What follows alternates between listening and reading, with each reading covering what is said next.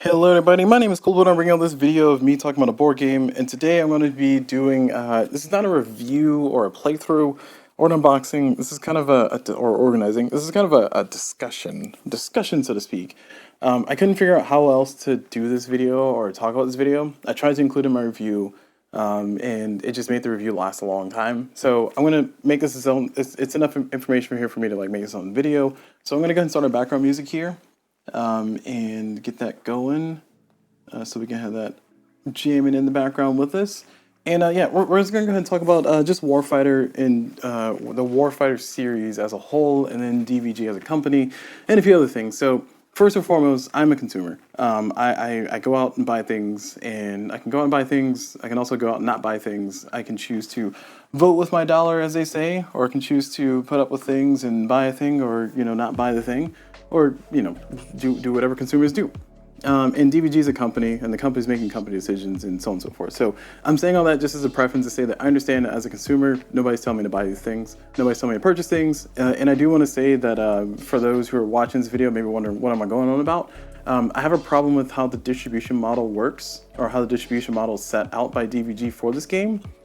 And also, just to give some additional context, I'm going to be doing a playthrough and a review, and you'll probably see this video show up. You'll probably see me do a lot of stuff on this game in the future. But my overall rating at this time is a 6.5 out of 10. I'm saying that here just so people can know that, hey, I have specific feelings about the game, and my rating is hampered by the things I'm going to discuss here in this hopefully brief video.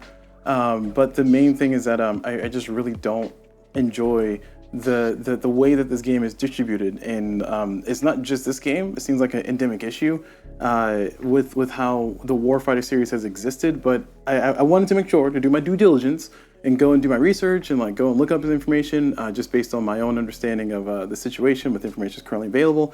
And I will talk about some things. So first and foremost, I think it's important to state, outside of my rating on the game, 6.5, that I feel that rating can go as high as a 7.5 as I get more and more familiar with the game. I don't hate the game. I just dislike how the game is being distributed or is distributed. And there's a few solutions I'll try to mention towards the end. A few things I think will be good, like a goodwill, like, hey, consumer, we want you to buy our product, but also here's a deal, or here's something that might make it less crowded. So the premise of this whole entire thing, though, is that I don't like how this game is distributed. What I mean by that is that this game, there's a base game for this game for Vietnam War, or Warfighter Vietnam, and the Warfighter series, for those who don't know, it has a long history of existing. I think the earliest game for Warfighter is Warfighter Modern. It was released back in 2014. At least that's what the Board Game Geek page says. That was kind of the first, the forefathers, or the father of the origination, whatever the word is, of the game. And Warfighter Modern, I don't think it had a Kickstarter. Oh no, it did. It did have a Kickstarter kind of page. I was trying to do research on all the Kickstarters and stuff so I can use that as a comparison for what I'm going to be talking about. But that this game is basically built on, was it currently 2016 at the time you're recording this video? So basically built on 12 years of stuff. And as a result of being 12 years of stuff, and this being kind of the latest, or one of the later, not the latest, but the later iterations of Warfighter, this one kind of benefits from the past, benefits from the history that exists with this game. And that's kind of going to be the crux of where I think my frustration sources, because it's a whole thing. So without bearing the lead too much further, let me just go ahead and say that this game, when it was released on Kickstarter, so the Kickstarter page went live for this game in 2024, 2023, one of those 2 years. I don't have the page. Oh, actually, I can just bring it up. I had the tab right here. I lied. I do not have the tab. But this Kickstarter was submitted or open. Okay, 2023. September 2023 is when this Kickstarter went live for this game. And this game, the year listed for when it was released, according to Board Game Geek, is 2024. And I'm looking at my computer over here, so that's why I'm trying to get the information correct. And this game was released with 12 expansions. And when I say 12 expansions, oh my gosh, I just put them all away. This game was released with 12 expansions immediately, and those 12 expansions are small box expansions that contain about 56 cards, or sorry, exactly 56 cards. And in addition to that, there was a campaign as well, a campaign mode. And I'm gonna go get the boxes so I can complain about the game with those around it. It was also released with the campaign mode as well. The campaign expansion technically counts as a 13th, but then DVG has released, since then, they released one more expansion for this one, so now there's 14 expansions. At the time of me recording this video, the expansion number 13, the vehicles expansion, is the newest, and I do have it. That was the last one that I didn't have, and I do not plan on buying any more expansions because I've decided that I'm fed up. I've had it. I've had it with it, and I'll explain more as I go along. But as I said before, the Kickstarter for this game, there was a base game available for $60 according to Kickstarter, $70 MSRP according to the Kickstarter page, and then you can get all 12 expansions immediately. And my question that I had, and my friend Bear, a friendly local gamer, friendly neighborhood gamer. That's his YouTube channel, so go check him out if you want to, because you'll see me there on his channel. But he and I kind of had discussions about this, and one thing that he pointed out is that all these different mini expansions, especially immediately available, basically feel like DLC for a board game. And I think it kind of brings into a bigger question this concept of expansions for board games, because you have a board game with a lot of stuff. You want to release things over time. You want to keep it fresh, give people second looks, give people more stuff, more things to do, more modules. I look across my room and I see many games that I have on my shelf that have expansions that I have acquired. Some games I have not got the expansions for because it's not a good enough game for me, or I didn't enjoy it a lot. But Space Base is a perfect example. The one is right across the room from me right now. And I've gotten expansions to that one. So the question becomes like, hey, CulBlu, what's the big deal? Like this game has expansions, so what? Like, why are you making a big deal about this? And the reason I'm making a big deal about this is because it has 12 expansions immediately. Like when you have a Kickstarter with 12 expansions immediately, it's the same thing as developing a video game. In my humble opinion, it's the same thing as developing a video game and then saying, there's a day one battle pass. And it's like, that is absurd. It's absurd. It's bad. It's not a good thing. I don't like it. I hate it. I hate it so much. So I know for this game, Warfighter Vietnam is built on top of years of background, years of history. Because again, this came out in 2024 officially, the Kickstarter was in 2023, so it's 9 years of content that is kind of built on the same system for the Warfighter system. So I understand that you got some ideas and some things have been fleshed out for past iterations of this game. And for context, there have been, up to the point that this one was released, there had been 7 other, math is hard, hold on. There's 11 total. This one is number 9. So that means that there have been 8 other Warfighters before this game came out. And that's if you count just the base game boxes and not the small expansions. Technically, there's a North Korea one too, but that one I don't think I was able to find like a base game box for it. But like I said, I wanted to go through and do my research on it because I wanted to have a conversation about it. And the entire point I'm trying to get at is that this game has been based on 9 years of history, so it makes sense that you have all this stuff extra ready to go, because you're if not just reskinning things that you've done in past expansions, things you've done for the past iterations or past series of the game, you're kind of taking some ideas that you might have gotten inspired from. And I'm speaking about the people who designed this game from DVG side. You probably had ideas that you had for maybe the Vietnam War, Vietnam theater, because the Warfighter series, it spans World War II, Korean War, modern war, shadow war, so like clandestine operations, Chothor, I think it's Kothor, how do you pronounce that? The fantasy stuff. So it spans a few different theaters of war that have existed throughout the course of the world, and it also dabbles into like some of the sci-fi with Kothor and the fantasy side with fantasy. So there's a lot of stuff that you can kind of base your things off. So I understand and acknowledge that, but I just don't for the life of me understand why there are this many expansions immediately when your game comes out. Again, expansion 13 came out afterwards. This one came out like maybe a year after this game had been active in the world. So expansion 13 gets a pass. The campaign was also available. The Heart of Darkness, I don't have a box for that one because it came in like a bag. But the campaign, which is the I just said it, Heart of Darkness, that was also immediately available. And I just feel that there's an intrinsic problem when you have a game where you have all these expansions. And there's more context that I'll give here in a second. And that context is that when you backed the Kickstarter for this, you can get the base game I mentioned before for $60. MSRP was $70. Currently on DVG's website, at the time of me recording this video, and I would assume because of like inflation, tariffs, and all this stuff, it's currently $80 MSRP, $79.99 MSRP for this base game. If you want the expansions according to the Kickstarter page, if you got them through the Kickstarter, it was roughly $15 is what the page said specifically. The Kickstarter page I'm referring to from DVG, $15 per expansion, so you're making a good deal. about each one, and there's 12 of them. And the campaign itself was, I think it said $35 instead of $40, so you're saving $5 essentially on each one. MSRP was going to be $20 according to that. Currently on DVG's website, all of these expansions in the campaign is $50 right now. So instead of what did it say, $40, it's $35. And these are all actually. Oh, sorry, I have it written down. I don't know why I'm going from memory. Here we are. Yeah, I said that right. So the campaign for this one, which is not on the table, the campaign for Vietnam or Warfighter Vietnam is $50, so $49.99.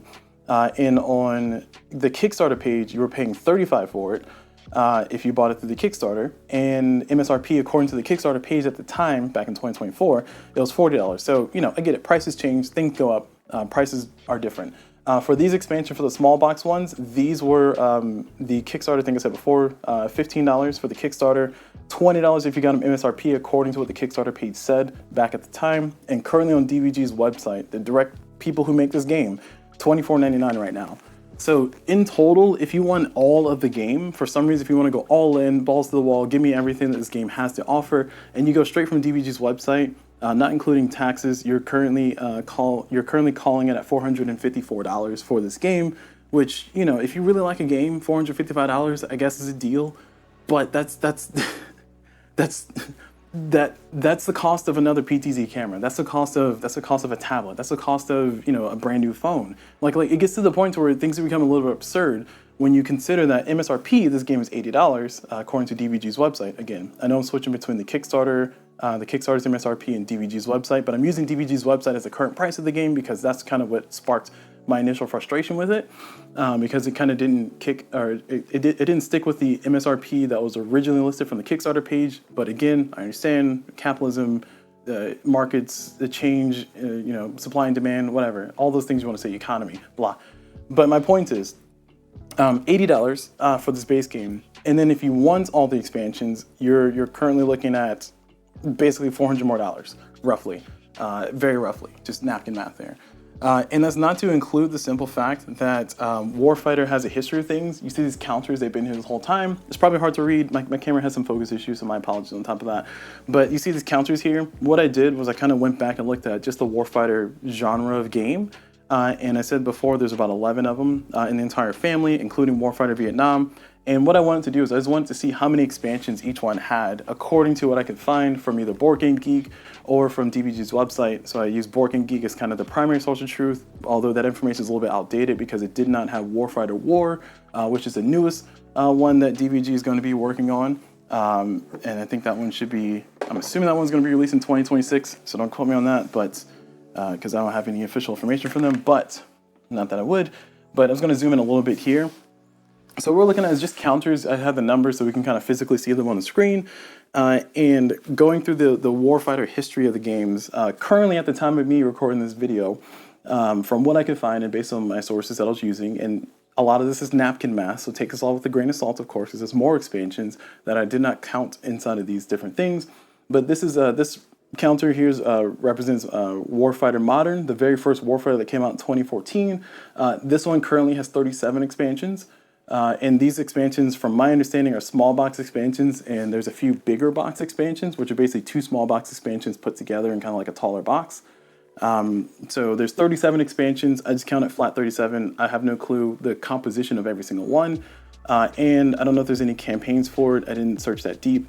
World War II, Europe, there's 36 expansions for Warfighter Shadow War. There's 15 expansions for Warfighter Private Military Contractor, or PMC. There's 7 for Warfighter World War II Pacific. There's currently 16 expansions for Warfighter World War II North Africa campaign. North Africa theater.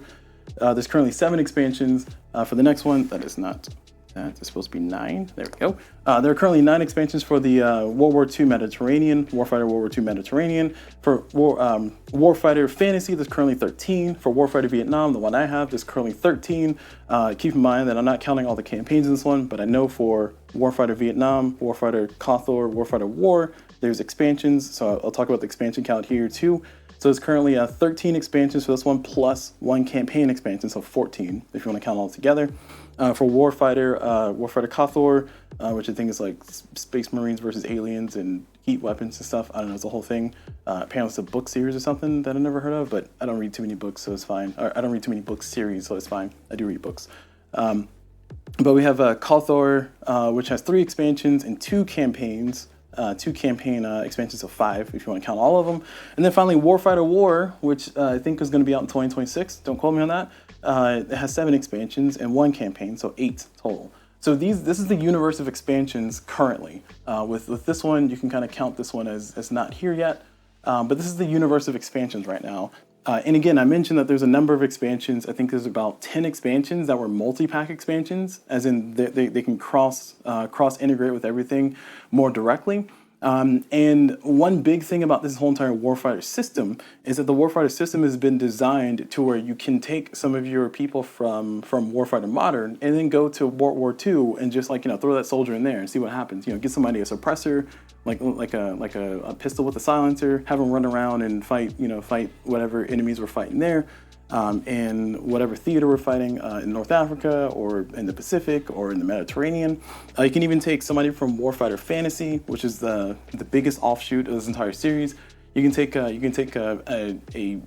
halfling from Warfighter Fantasy and then go into Vietnam and see how they do in Vietnam, throwing spells out and stuff. So you have some cool, neat things that you can do with it. But the whole point I'm trying to bring up is that there's a lot of expansions for this game, and what makes it, just to kind of push my point home, when I was looking through the Kickstarters for each one of these, because I think every single one of these showed up in a Kickstarter.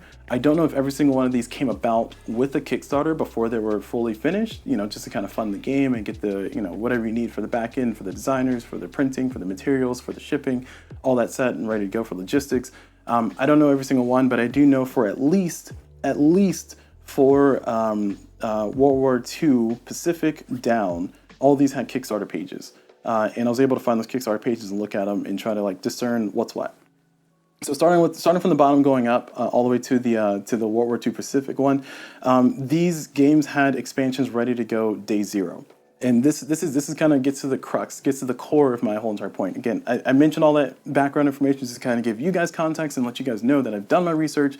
Again, my research is not perfect, so I'll acknowledge that off the back. But including Warfighter War here, it has currently, for the Kickstarter page, it has 7 expansions ready to go day 1 and 1 campaign. So 8 ready to go. All 7 of these are day 0. And that I have a problem with. I'm not going to repeat I'll have a problem with it every single time, but I'll explain why I have a problem once I finish going through the list. For Kothor, I think Kothor had, Kothor has 5 expansions, so basically 3 expansions that you see here, and then 2 campaigns that I didn't count in this number here. So it has 5, and that was all available day 0 from the Kickstarter campaign, Warfighter Vietnam, the one we're talking about. 12 expansions and 1 campaign, so 13 out of the 14 were available day 0. Going back to Warfighter Fantasy, I think has 12 expansions. I think they've gotten 1 expansion since the Kickstarter, so they have 13 expansions. They've gotten 1 extra campaign since the time of the Kickstarter, but the Kickstarter originally had 12. So that's, of the 13, 12 were available day 0. Going into World War II Mediterranean, this one, I see. World War II Mediterranean, World War II North Africa. These ones are a little bit confusing because both of these were kind of a part of the same Kickstarter campaign page. So it's a little bit weird to kind of count these and differentiate these. Also, some of the crossover packs, like there's like a World War II Zombies, there's like a World War II different like campaigns in theaters. Those ones technically are compatible with all the other World War II ones and everything else. But, alternate scenario situations aside, the Kickstarter page listed 22 campaigns, or 22 expansions ready to go day 0 for both of these combined. So I don't know which one belongs to which one. It was a little bit confusing. I couldn't untangle it. It wasn't deep enough for me to care that much. But it was deep enough for me to get the numbers, say 22 available. So roughly 22. I don't know if those 22 were supposed to be used for the rest of the World War II stuff, because there's currently 3 that I'm seeing here on my screen, which is the Pacific, which has 16 expansions at this time, 13 available day 0, and that's as high as I'm going to go. So essentially, what I'm trying to point out is that when you have a board game when you have a board game that's like a brand new game, it has a Kickstarter page, it's like a fresh idea, it's like a fresh thing, and day zero you have expansions. I would hope that the base game is able to stand on its own legs. I would hope that the expansion is something that's going to be meaningful, it's going to be big, it's going to be useful, and you know, people don't have to buy expansions day zero. There's a bunch of board games that have expansions day zero, and I would like to say that a lot of the board games that have expansions day zero, as in you have the base game and you got expansion on the side, I still don't like those either, but I can cope with that a little bit more because it's just like, okay, 1 or 2 extra expansions on the side. Like one's like a little mini pack, and I'm not talking about like Kickstarter exclusives. I'm not talking about like you know, hey, back this Kickstarter and you get this one map tile, which is technically an expansion. I mean, full on, fleshed out. These are the way that we do expansions. 56 cards in every single one of the boxes I have here over there to the side. Those are part of the expansion, and those expansions are impactful. And those expansions can be easily categorized. And the Kickstarter page for Warfighter Vietnam does categorize these expansions, which is even more frustrating. I'll talk about that shortly. But it gets to the point to where your game day zero has all these expansions aside. My question becomes, what did you cut out of the base game and put into an expansion? Because if you cut out of the base game things that should have been in the base game, why? Why not just put it into the base game and then up the price on your base game a little bit? Some people would argue that that it makes the base game more accessible. Some people would argue you don't ever need the expansion, especially if you don't play the game often. And some people would also argue that if you really want everything for the game, why do you care? You're going to pay the money anyway, so why are you complaining? And all those things have valid merit to it, and I will concede the point on every single one of those. But I'm explaining why I'm frustrated, because why I'm frustrated is because I see it as you have a base game that has a long history. It has this is Warfighter Vietnam here. It has all these other games that came before it. You get to learn from, you know, different things that work, different things that didn't work. My whole thing is that you should just be able to take this base game system that you're using for Warfighter, and you should be able to just apply the better parts. Like, this should be a greatest hits by now. Like, this should be a greatest hits of the Warfighter series by now. But instead, the greatest hits of Warfighter is the expansions. So I need some of the expansions, not all. I just want to clarify, you do not need all expansions. You literally only need 1 or 2 of the expansions, in my humble opinion, to make this game complete. And I'll explain what those are later as I go along. But you literally need 1 or 2 of these expansions to kind of make this a better version of the base game. And everything else is just like, you know, nice window dressing, gives you more options, gives you some more flavor, gives you some more like color here or there. And that's cool and that's fun to have. And, you know, hey, if you got the funds for it, then go for it. But the whole point I'm trying to bring up is that, like, I feel like this is a detriment because one of the expansions for Warfighter Vietnam specifically gives you a different set of hostiles, gives you a different set of enemies. And these hostiles are called Frontier Hostiles and Elite Hostiles. It's specifically expansion number 4. So it should be this one here. I don't know why it's backwards. So it should be expansion number 4. This should have been included in the base game. There's no other way to explain it. This should have been included in the base game. Like, you should give me a way to take the base game hostiles, make them harder, make them easier, or include half of this inside of the base game and then spread this out across everything else like you normally do. This should just be in the base game. I don't understand why it's not in the base game. Another argument I'll make is I'll make the argument that one of the battle packs, and to give clarification here, battle packs for this game, battle packs are, I won't say self-contained, but battle packs are specific situations. So like Hamburger Hill, for instance, in this game for Warfighter Vietnam, it kind of takes like a key moment that happened in or around the Vietnam era, and it kind of gives you kind of like a story or more specific experience where you have specific enemies, specific locations, specific missions, specific objectives, and it does change up the game dramatically. I have not played with any of the battle packs just yet, but I will be doing so as I go through with my playthroughs, because I do plan on doing a lot of playthroughs over the course of time. Because I just kind of enjoy the experience of the game. Again, 6.5 out of 10, my rating is still there, and I'm seeing this game going up to as high as a 7.5. I will never go higher than 7.5 because of the things I'm complaining about right now, because I just fundamentally disagree with this kind of distribution model. But going back to my point here, these are kind of self-contained, as in I cannot really take the locations, I can't take the missions, I can't take the objectives for this one and mix it with the base game missions and objectives and locations. And that means that once I play this like maybe 3 or 4 times, I've kind of seen everything this game has, this one has. The biggest saving grace is that the missions and objective combinations do change up the game a lot, and there's 4 of each. For the Tunnel Rats one, there's 8, because there's Tunnel Rats 1 and Tunnel Rats 2, so you get 4 in each, 4 objectives and 4 missions in both of those. But going back to this one that I'm talking about here for Hamburger Hill, You have a lot of combinations, and it does change up the game dramatically with your mission plus objective combination. And as a result of that, I guess there's more replayability here than I want to give credit for. But I do want to be fair, and I do want to be like, as impartial as possible when I'm trying to explain this to you all, so you have context for what my rage is about this whole system, but reasonable context, so I'm not biasing it too much. So you have a lot that you can kind of play with, but again, once you play it, like the number of times it has four and four. What is that? Oh my gosh, what is the iterations? I'm just gonna multiply it together. I know it's not the proper thing to do. 16 different combinations. Again, I'm pretty sure that's not the way you're supposed to do it when you have different, like three shirts and 3 pants. How many combinations are there? I'm pretty sure you don't just multiply them together, but that's what I'm going to do because I don't feel like bringing a calculator out here. You have different combinations that you can have, different pairings that you can have of missions and objectives with all this. So as a result of that, let's assume the number is 16 on the generous side, because again, I think that number is too high. I think it's more like 8, but don't quote me on that. Let's assume you have 16 of different combinations. You still are only going to see the same locations that you've been seeing before, and you're eventually going to learn enough about the enemies that show up in here, because the enemies are also specific to the battle pack, as in you can't really use other enemies from the base game. You can't use other enemies from other battle packs. You have to use everything for Hamburger Hill is kind of self-contained altogether. And to me, that's just boring. It gets to the point where like a battle pack, you don't really need a battle pack. Like battle packs are a waste of money unless you really need that specific thing. I will say that the battle packs do come with a few soldiers and a few equipment and a few weapons that can be used in everything. So it gives you some things, because if you look at the back of the box here, it says this expansion gives you, oh, I can barely read that. 1 second, let me zoom in. It says, ooh, that's too far. It says this, oh, geez. There we go. This expansion gives you new soldiers, weapons, equipment, skills, missions, locations, events, and objectives. Of those things that it gives you new of, the missions, locations, events, and objectives cannot be mixed with everything else. So this expansion gives you new soldiers, weapons, equipment, and skills. And of those soldiers, weapons, and equipment and skills, you don't get a ton. I don't remember how many you get. I'm just going to say on average you get like maybe 3 or 4 of each of those things, because there's 56 cards here, and a lot of the cards are going to be dedicated towards a location.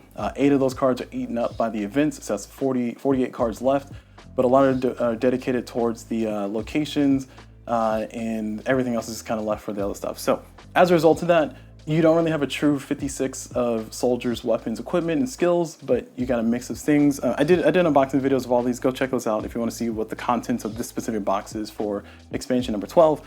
But what I'm trying to say is that you end up with a situation to where this is not compatible or cross-compatible. So as a result, that extends to all the battle packs. So every single battle pack. So the Idrang, the Wei, the Kishan, and my apologies for pronouncing these things wrong. For the Tunnel Rats expansion, the Tunnel Rats expansion is a little bit of an exception because you have 2 expansion, Tunnel Rats 1 and Tunnel Rats 2, so technically you have more options there. The Mac V Sog, technically those ones are a little bit more universal, but still. So you have, of these expansions, of the 13 that I've talked about before, not including the campaign, which is also self-contained, so I guess we can count that into number. Of the 14 things, including the campaign, we have 8 that counts the campaign. We have 8 different expansions here. Again, I'm counting the campaign in this. So these 7 plus the campaign, we have 8 different things that cannot really be compatible with anything else but themselves. And again, Tunnel Rats, you can't even say 8 because Tunnel Rats is technically 1, so 7. So you have 7 different battle packs that can't really be mixed in with everything else. You have to kind of use them on their own, all together to themselves. I will say for the enemies that come with all the battle packs, except for Tunnel Rats, specifically, for the enemies that come with all the other battle packs, you can technically use them, mix them in with the base game and play with them, but that's kind of like a slight portion of each of these expansions. And again, MSRP, according to the Kickstarter page, each of these is $20. So this is currently, not including the campaign here, this is currently $140 right here. For going by what DVG has on their webpage, this is $175. Because they have it $25 a piece. Again, I'm trying to go with what they have on their page because that's what you can currently get right now at the time of me recording this. So as a result, what I'm saying is that all of these end up being things that you do not need unless you just want to change up the game a little bit. Tunnel Rats has a lot more close quarters combat stuff. The Hamburger Hill one, you got just kind of oppressive enemy fire. You got to run up a hill and stuff. Again, it just try to fits into the theme of what these battles were and what these battles meant to the Vietnam War, at least from the U.S. And Ally side. Conflict. My apologies, conflict, excursion, whatever we try to call it. It was a war. And it just doesn't add much else outside of, you know, maybe a few soldiers here. I do think the soldiers that some of these include are pretty cool. Like, again, if you want some close quarters combat specialists, you want to get the tolerance ones. But even then, it's not really worth it, because it's like you're spending $20 to $25 for one or two soldiers that you can do some cool stuff with, which you can really make do with everything else. So that kind of leaves us in a problem to where, again, I think this one for sure should have been included in the base game. And of the other ones, I would make the argument that the latest one, number 13, which has more vehicles, that should have been included in the base game too. So that's two of these that should have been included in the base game. Again, this one was conceived way later, I think a year later after Warfighter Vietnam come out. So I'll give them credit and say, okay, this wasn't day zero. This wasn't a day zero expansion. I'm not gonna knock points for that. But going into the rest of these are all different expansions that give you more soldiers. And the base game comes with 3 U.S. player soldiers and 3 South Vietnamese soldiers, or ARVN soldiers. And as a result of that, I agree with some of the earlier reviews, is that you only get 3 player soldiers. You have squad soldiers, and you have team soldiers, and you have non-player soldiers, NPS, and you have more Americans represented there, more South Vietnamese soldiers, or you have more ARVN there. So sure, you have a lot of variety there. But when it comes to player soldiers, as in what the players actually play, if you play a full 6-player game, you only get 6 player soldiers in the base game. And as a result, you only can have 3 American soldiers, and you only have 3 ARVN soldiers. So 3 people are playing ARVN, 3 people are playing American, and that's if you have enough resource points to count it all up. And it just ends up being like a little frustrating, because like, what if I just want to play a squad of all American soldiers? What if I want to have a squad of all Vietnamese soldiers? It gets a little frustrating. So as a result of that, I would make the argument that these the battle packs for numbers 1 through 3, these ones, I don't want to say they should be included in the game. Actually, this one, I would make the argument that the Australian soldiers is kind of a battle pack. Shout out to the Australian people watching, and you know, thank you for your service and everything, for fighting in the Vietnam War with us as allies. We appreciate the assistance and the help and the sacrifices that you guys made to fight with us. But also, this expansion could be done without. It gives you Australian soldiers in this game. The weapons are linked to the nationality, so the Australians can only use Australian weapons, and nobody else can use them. And you get a bunch of SMGs, which are pretty cool, but you can do without it. There's only one Australian pack. Maybe there'll be more in the future, or more mixed nationality packs in the future. I don't know. If there is, I'm not going to get them, so that one's kind of a waste to me. So it kind of pares it down to, this is a required expansion in my humble opinion, and I think one of these, or maybe a blend of one of these two and a blend of some of that, should have been put into the base game, because you should have more South Vietnamese player soldiers. You should have more US player soldiers. You have people who are buying this game in America who really want to have a full US squad and kind of live out their whole platoon, or live out their whole Apocalypse Now dream while playing this game, but you can't, because you gotta use ARVN soldiers, or somebody who wants to live out their other insert other movie here that represents other sides and other perspectives, but they can't, because you only have 3 South Vietnamese soldiers here. You only have 3 ARVN soldiers here. So that's a little frustrating, because it just like gets to the point of like, well, why is this not included in the base game? Like this to me feels like what they cut out of the base game. And again, I'm saying this from the perspective of battle packs. I'm ignoring those completely. The Australian soldiers, I'm ignoring that completely. And I'm giving a pass on expansion 13, because it's just the vehicles one. It came out later. I would argue some of these vehicles in this expansion should have been in the base game too. But this brings me to my core point, where it's like, I feel like there's a base game here, and when day 0 there are 12 expansions immediately available, I feel like you're cutting something out of the base game, and I don't like that. I would never like that. I will always feel that there's something that could have been done more here to either increase the price of the game from $70 MSRP to $90 MSRP and give me the things that are supposed to be here.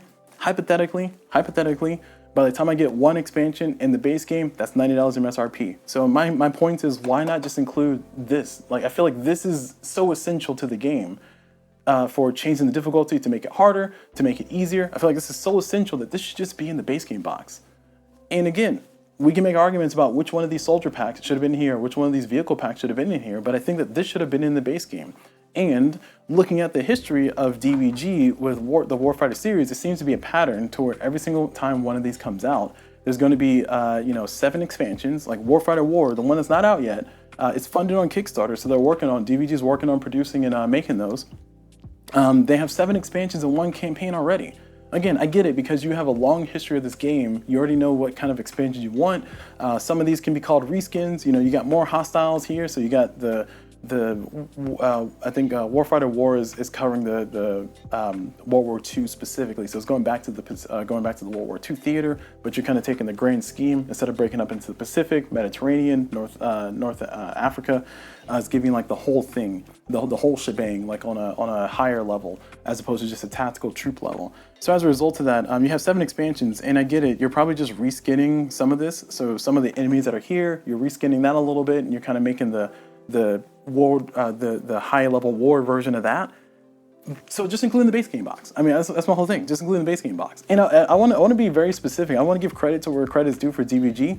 The base game box is enough for you. Like if you have this game and you really want to get some more stuff, by all means, check out some of the videos that I've made. Check out some of the videos other people have made. Try to look in the forums. Try to see what other people are recommending.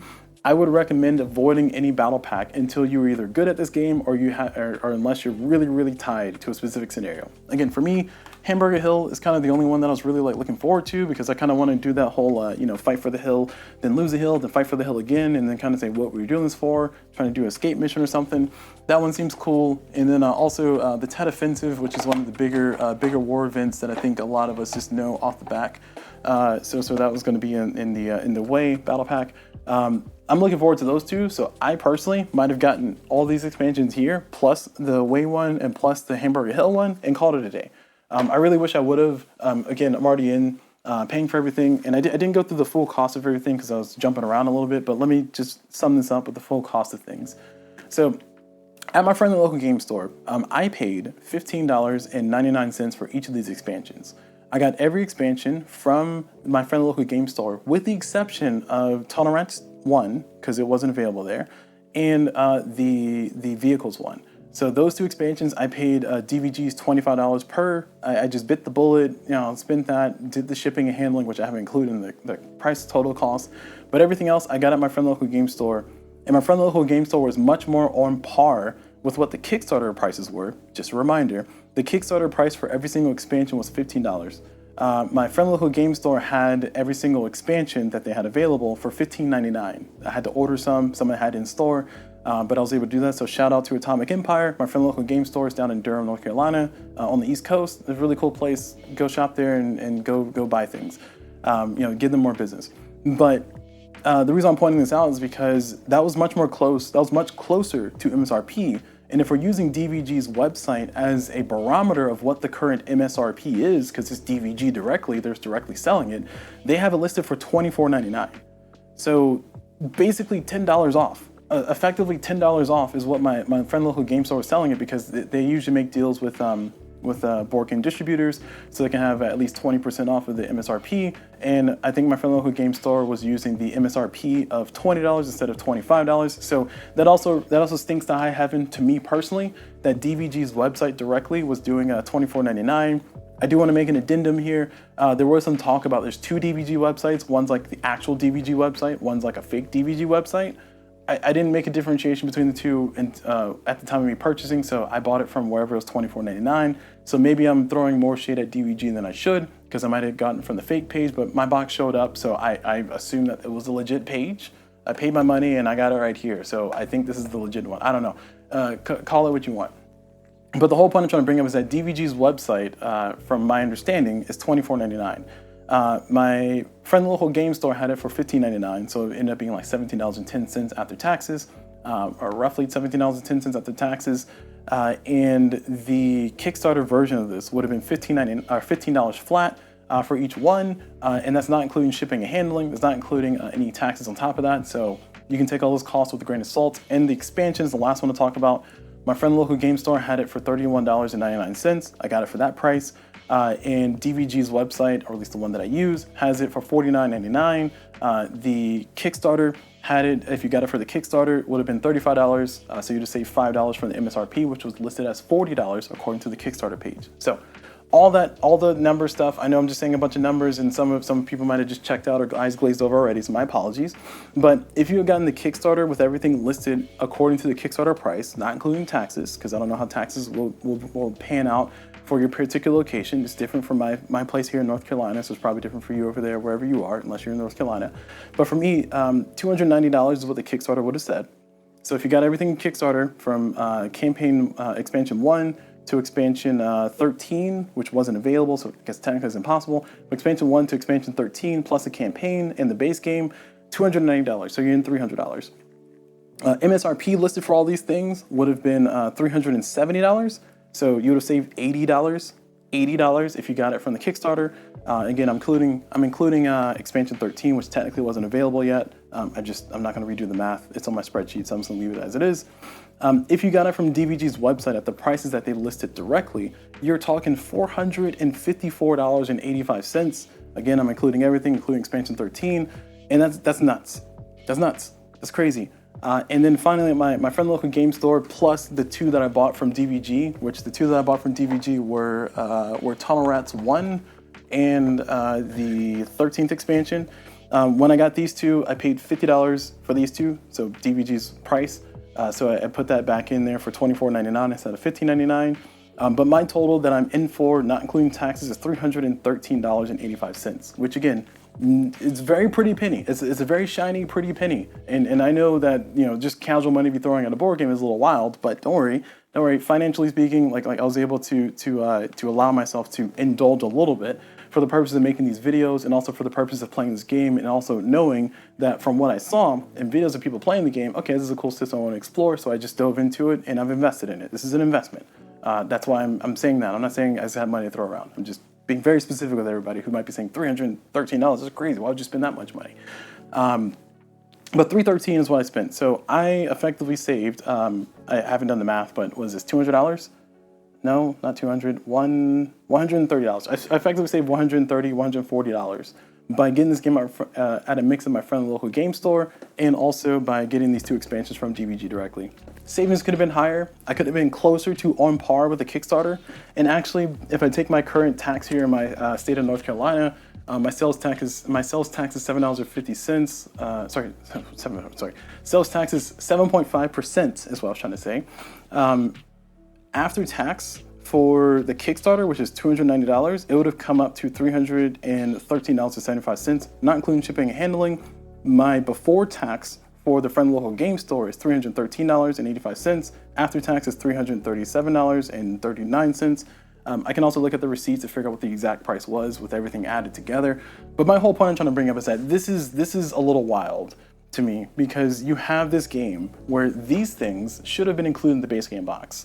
And you have all these expansions that are like battle packs, soldier packs, different bells and whistles, and of course people don't need it. And again, I want to reiterate, as an adult who has finances, who controls his own wallet, who's able to make decisions like a big boy, I know that I don't need to buy every single thing in this game. I know I don't need to worry about what's happened in the past. I don't have to worry about what's happened in the future. All I need to focus on is what game did I get, and that was Warfighter Vietnam. Who made the decision to purchase it? Me. And who decided to spend the money? Myself. I understand that. As a responsible adult, I understand that. My point is, this distribution model is garbage, it's trash, it's awful. I do not like it, and I do not advocate for it, to the point to where I've seen DVG for their Leader series, they do a similar thing, not the same exact thing, but a similar thing. Again, the Leader series is built on top of a history of other Leader games. So you have Eagle Leader, you have Israeli Air Force Leader, you have Sortie Leader, Apache Leader, I don't know Sortie Leader, but Apache Leader, Zero Leader. You have a whole bunch of Leader games and Leader series. So it's built on top of a history upon a history upon a history of a game. And I get it. You did some cool things in the past, you want to do it for the Eagle Leader, for the Americans. You did some cool things in the past, you want to do it for Zero Leader, for the other side that we're fighting against. You did some things in the past, you want to do it for the Soviet-Russian fighters. So you can have them kind of have the same scenarios, the same cool stuff, the same campaign. I get it. I just don't like it. So I personally, I will not knowingly purchase another DVG game in the future from this point going forward. I've already spent my $300 and whatever for this game. That's all you're gonna get from me, DVG. If you ever want to send me anything, we can chat and talk about it, but I'll probably say no out of my moral stance on things. And hopefully this video is not coming down too hard and people don't feel too bad about it, because again, what I'm trying to ultimately say is that for me, my purchasing experience and my journey on it personally, I'm done buying more games, buying more stuff from DVG specifically. I will play the heck out of this because I've already spent it, I already purchased it, I got everything sleeved, I got everything all organized and nice and pretty looking. So I'm gonna have fun with this game. I'm gonna enjoy this game. I'm gonna share it with my friends. I'm gonna talk about it, and my rating is eventually gonna go up to 7.5. I keep saying eventually because I'm not good enough at this game to kind of see the strategy, but once I do figure it out, I'll be able to kind of apply that to different looks and different runs of this game. So I feel that my rating can only go higher, but I will never go higher than a 7.5, which is not like, oh my gosh, CulBlu didn't go above a 7.5, oh, the war was ending. No, I know, I get it, nobody cares. But my point being, it's enough for me to drop the score from an 8, which I think this could potentially reach if it wasn't such a strange distribution model, all the way down to 7.5. And it's also enough to make me say I'll never go higher than 7.5 out of principle, and I'll also not knowingly buy another DVG game. I'll stick with Compass games, I'll stick with GMT, I'll stick with Victory Point games, I'll stick with Leader games, I'll stick with everybody else except for DVG. I'm specifically going to actively avoid DVG games because of this game, because of how it's distributed. And I think it's important that as a consumer, we all understand two things. We don't have to buy games that have crummy distribution models or models that we don't agree with. And two, I mean, just one person not buying your game is not going to change the world. But DVG, please, it's just like make a big box version of this. Make a big box version, charge $300, and then people will be happy. People like me who will gladly spend $300 for a system that I think is cool, I'll gladly buy it. But I'm never going to explore the World War II. I'm definitely not going to back the Kickstarter for Warfighter War. Well, one, because it's already closed, and then two, because that'll be absurd. I'm definitely not going to go, jump into your other games and explore the Leader series. I will gladly go learn all the other series for everybody else, for GMT, for Compass, and again, one consumer loss is not a big deal. But I'm making this video specifically to explain why I have a problem with this and why I feel the way I feel about it, despite the fact that I own all of Warfighter Vietnam at the time of recording this video. And again, I will play it, I will enjoy it. But consumers out there, you do vote with your dollars. And it is an important thing to note that you do not have to buy every single thing a game has when it comes out with expansion. I have many games on my shelves with expansions that I have not dove into. My favorite one to talk about is Sleeping Gods. I haven't talked about it a lot, but Sleeping Gods is my favorite one to talk about. The reason why I'm talking about it is because I have the expansion and I've definitely played the crap out of that game. But every time I play the game, I never interact with the expansion stuff outside of one of the expansions. And I think that game has 3 expansions. I have all 3. And I just end up not engaging with the other parts of the expansion. So just kind of living proof here that you don't have to buy the expansions, and you are able to break the habit of these things. So yeah, that's it. If you're looking for a purchasing guide on what to get for Warfighter Vietnam, if you made it this far, if you skipped all the way to the end over here, I will say that I feel like expansion number 4 is essential, and I would make the argument that expansion 13 is cool because you get more vehicles, more airplanes, and more support there. But outside of that, it's just kind of pick and choose. Maybe if you like US soldiers more, get 1 and 2. If you want to have Australian soldiers, get number 3. But I think number 3 is kind of a waste unless you really want the Australian soldiers. Expansion 8, I think, is also a necessity because one of my favorite soldiers is M. Schofield, and he is in expansion 8. From what I recall. So I would argue that that's essential purchasing too. So essentially these 2 expansions and then maybe on the rest of these here. And then in that case, just to add on to that, if you do want to have a battle pack available so you can try some other stuff, I think the battle pack to go for might be Mac v SOG, because Mac v SOG is technically not a battle pack, but it also kind of is a battle pack. So it gives you a battle pack feel. It gives you a few soldiers here and there. But this you can add this to your purchasing list. So the essentials are, in my opinion, are essentially going to be definitely number 4, and then one of these, with my strong leaning towards number 8 because my favorite soldier's in there, and then some nice to haves will be one of these 2. So definitely this. Choose one, pick one of those, pick one of these, and then that's all you need. Don't buy anything else unless you really want to see some of the stuff from the other battle packs. Again, I haven't played through them. I'm planning on doing a playthrough. I don't know if I'm going to upload those each and record them. It's going to be a long journey for me to do those. Maybe one day they'll all be live. I don't know. Or maybe I'll never revisit this project and just kind of walk away from it. I don't know. But hopefully this video has been informative. Hopefully this video has been useful. As you can see, this is the reason why I need to make this video separate from the review, because this whole section of things is its own beast to talk about. We're at what, 50 minutes in, and I'm still yapping about stuff. So cool. All right, well, that's going to be it for this video. Hopefully this was informative. Hopefully this was helpful. Hopefully this message gets through to DVG. But again, I'm just a random consumer, so nobody really cares. I get it. Yeah, I have what I have with this game. I'm going to enjoy it. I'm going to play it. I'm going to, cherish it and share it with my friends and, do all the fun stuff. But it's going to be it for me. So thank you all very much for watching this video. Hope you all enjoyed it. And as always, I will see you all whenever.